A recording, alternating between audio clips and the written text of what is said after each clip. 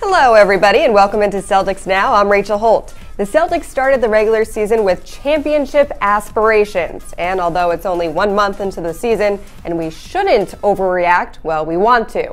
It's been a rough go for Team Green. Brad Stevens' squad just wrapped up a 5-game road trip, and if there was ever a time to hit the panic button, it's now. They finished the 6,053-mile journey 1-4. It started with consecutive losses to the Pacers and the Nuggets.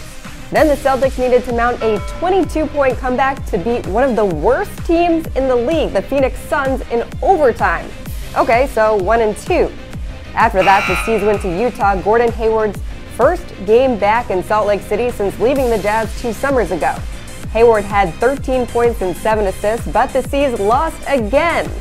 Finally, the guys ended their road trip with a loss to Portland. Al Horford tweeted after the game, "This one hurts. We will get better and figure it out. Go Celtics." We got to be better defensively. We got to be more disciplined to our system, and offensively, there's a lot of things we can clean up as well. It seems like we have times in games where we play really well, and then we have other times where we play really poorly, and we haven't put a full game together yet. We got to be able to play for 48 minutes. We got to play to win.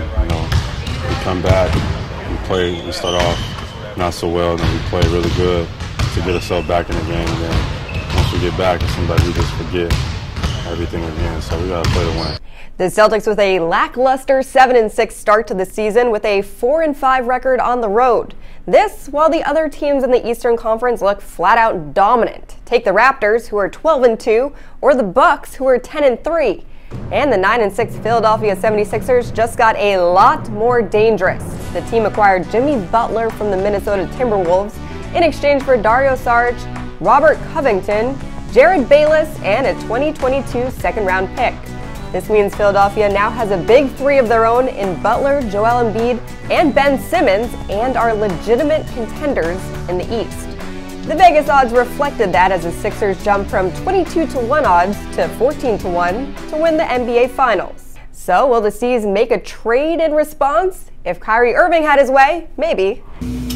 Looking at this locker room, just me being in my 8th year, being a quote-unquote veteran, as well as Al and Baines, and right now I think that it would be nice if we had someone that was a 15-year vet, 14-year vet that could, just kind of help us race along the regular season, understanding that it's a long marathon rather than just a full-on sprint of just, when you want to play, when you want to do what you want to do. So, just have that attitude and effort, that's all it is. 14 to 15-year vet, someone who is not currently happy with his current team. Carmelo Anthony, anybody? Banner 18 definitely won't come easy with Anthony or without Anthony, but the Celtics still have the second best odds to win the Eastern Conference behind another division rival that is proving they're not just going to be a doormat for the Celtics to walk on right into the NBA Finals, the Raptors.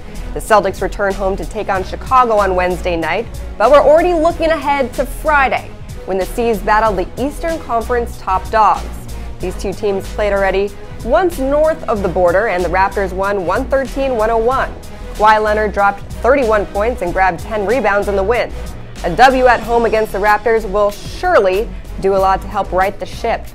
Deion Sanders once said, "If you look good, you feel good. If you feel good, you play good. If you play good, they pay good." So maybe these fresh new unis will help when the Celtics take on the Knicks at TD Garden on November 21st. Nike unveiled the new City Edition jerseys for the Celtics, and we approve. The white jerseys have green numbers with gold trim and have Boston written on them instead of Celtics. The Celtics will wear the jersey 11 times this year. Not a bad holiday gift idea. And speaking of the holidays, Thanksgiving is right around the corner, and the C's are already in the spirit of giving. Semi Ojeleye teamed up with TD Bank and USO New England to supply over 100 meals for families to support United Way's Thanksgiving Project. We hope to see more kind deeds like that as the holiday season progresses, but nothing like the gift of winning, right, C's fans? We'll see you next week. Go C's!